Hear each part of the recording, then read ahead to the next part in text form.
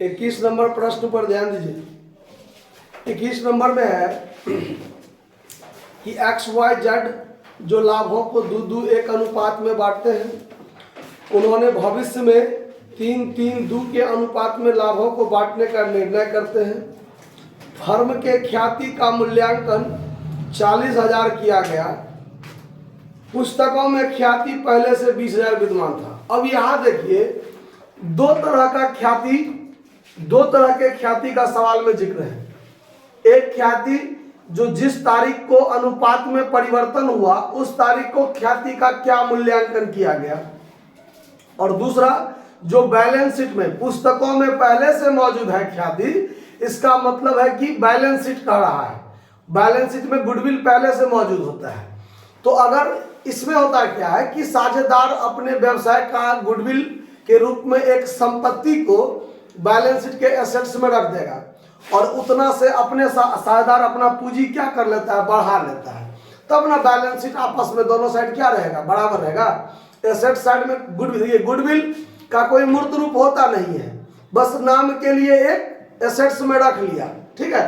तो जितना साझेदार अपने व्यवसाय के स्थिति को ज्यादा दिखाने के लिए कि हमारा व्यवसाय बहुत बढ़िया है, उसके बदले में क्या करता है, गुडविल अपना बैलेंस शीट में रख लेता है और उतना से साझेदार का अपना पूंजी क्या कर लेता है, बढ़ा लेता है। अब जब कोई साझेदार प्रवेश करेगा या रिटायर्ड होगा, चाहे अनुपात में परिवर्तन होगा, तो उस तारीख को अगर बैलेंस शीट में गुडविल है एसेट साइड में, तो उस एसेट्स में जो गुडविल है उसको समाप्त करना होता है। क्या करना होता है, समाप्त करना होता है। और एसेट साइड में अगर हम गुडविल समाप्त करेंगे तो लायबिलिटी साइड में भी तो कुछ समाप्त करना पड़ेगा, तब ना बैलेंस शीट बराबर होगा। क्योंकि बैलेंस शीट का दोनों साइड जब बराबर होता है तो व्यवसाय के स्थिति को सही माना जाता है। अगर एसेट्स ज्यादा हो लायबिलिटी कम हो, या मान लीजिए एसेट्स कम हो और लायबिलिटी ज्यादा हो, तो क्या कहेगा, बैलेंस शीट सही नहीं है। तो अगर एसेट साइड में अगर गुडविल है पहले से, तो उस गुडविल को रखने के चक्कर में साझेदार अपना पूंजी क्या कर लेता है, बढ़ा लेता है। तो जब अनुपात में परिवर्तन होता है तो उस पुस्तक में जो गुडविल है पहले से, उस गुडविल को समाप्त करना होता है। तो अब गुडविल को समाप्त करना है तो एसेट साइड में गुडविल समाप्त करेंगे तो लायबिलिटी साइड से उस साझेदार का जो पूंजी बढ़ाया हुआ है वो भी तो कम करना पड़ेगा। तो उसके लिए भी एक एंट्री आपको बढ़ जाएगा। तो वो एसेट्स में जो पहले से गुडविल रखा है उसको साझेदार अपने पुराने अनुपात में बांटकर क्या करेंगे, समाप्त करेंगे। उसका कोई एडजस्टमेंट नहीं होता है, ठीक है। तो अब इसके लिए भी एक एंट्री बनेगा। तो इसका एंट्री क्या बनेगा, ये आगे आने वाले कई चैप्टरों में आपको मिलेगा। अब देखिए एसेट्स साइड से गुडविल समाप्त हो रहा है, तो यानी एसेट्स कम हो रहा है, लायबिलिटी साइड से पूंजी कम हो रहा है। तो अब इसका एंट्री क्या बनेगा, तो एसेट्स को घटाने के लिए क्या करते हैं, क्रेडिट। एसेट्स का तो डेबिट सेस होता है, एसेट्स का कौन सेस होता है, डेबिट सेस। तो एसेट्स को समाप्त करने के लिए क्या करेंगे, क्रेडिट। और उसको समाप्त करने के बदले में साझेदार का पूंजी भी कम होगा, तो पूंजी का कौन सेस होता है, क्रेडिट। उसको समाप्त करने के लिए क्या करेंगे, डेबिट करेंगे ना। तो ये एक एंट्री आपको बढ़ाना है। बाकी ख्याति का जो मूल्यांकन दिया हुआ है आपको 40,000 परिवर्तन के तिथि को, तो उसका वैसे ही काम करेंगे जैसे हम लोग 19 नंबर सवाल में एडजस्ट किए हैं, ठीक है। तो अब इसके लिए सवाल जो बनाएंगे कैसे, देखिए। तो सबसे पहले जो फर्म का ख्याति का मूल्यांकन हुआ है उसको एडजस्ट करने के लिए चेंज इन रेशियो चाहिए। तो पहला काम चेंज इन रेशियो निकालिए, calculation of change in ratio.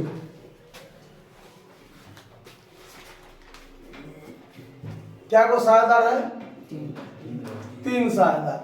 तो ये हो गया पार्टनर का नाम, ये हो गया old ratio, new ratio, change in ratio. साझेदार का नाम क्या सब है, एक्स वाई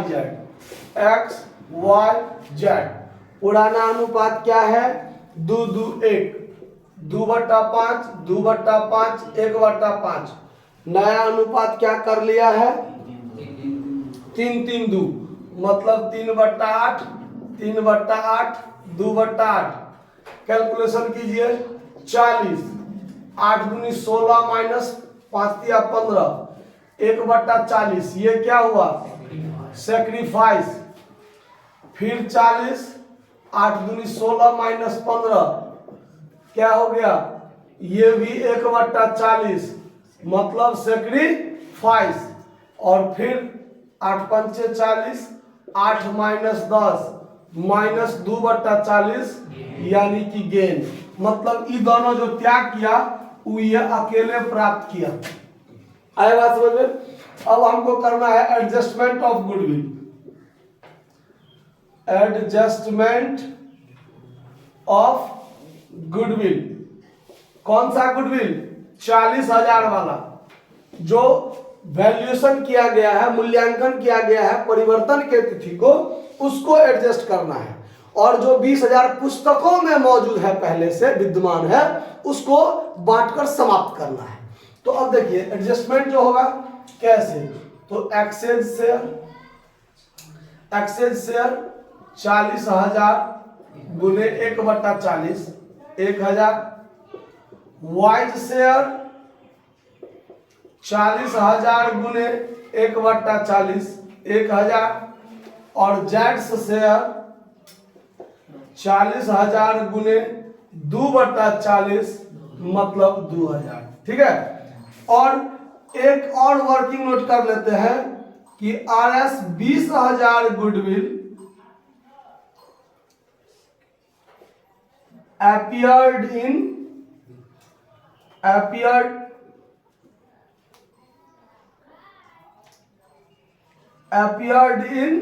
बैलेंस शीट। जो कितना है 20,000 है, उसको किस अनुपात में बांटना है? पुराना अनुपात में, 2:1 में। अब यहां भी देख लेते हैं एक्सेस शेयर 20,000 गुने 2/5। वाइज शेयर 20,000 गुने 2/5। और जेड्स शेयर 20,000 गुने 1/5। तो इसको अगर बांटिएगा तो कितना हो जाएगा? 8,000 8,000 4,000। ठीक है। अब इसके लिए बनाना है जर्नल एंट्री। क्या बनाना है? Journal entries in the books of firm. ठीक है। अब देखिए एक तो एडजस्टमेंट एंट्री इसके लिए बनाना है, जिसमें माइनस वाले साझेदार जो गेन किया है उसको डेबिट करते हैं, और जो बचा मतलब क्या कहते हैं, त्याग किया है, उसको क्रेडिट। तो जेड्स capital account DR to X's capital account to Y's capital account. 2,000 1,000 1,000 हो गया। नरेशन समझ लीजिएगा, इसके लिए वैसे ही होगा। और फिर जब इसको बांटेगा तो बांटने के लिए क्या होता है? पार्टनर्स कैपिटल अकाउंट DR, साझेदार का पूंजी को घटाना है। X's capital account DR, Y's capital account DR, जेड्स कैपिटल अकाउंट DR। और 2 में क्या कर देंगे? गुडविल, यानी गुडविल क्रेडिट से खत्म होगा और साझेदार का पूंजी डेबिट से कम हो जाएगा। 8,000 ये, 8,000 ये, 4,000 ये, तीनों मिलाकर 20,000। इसके लिए नरेशन हो जाएगा क्या? बीइंग गुडविल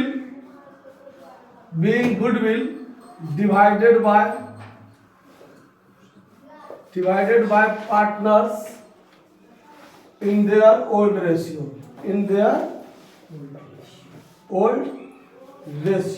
ठीक है। कोई दिक्कत? समझ में आ गया बात? नोट कर लीजिए। धन्यवाद।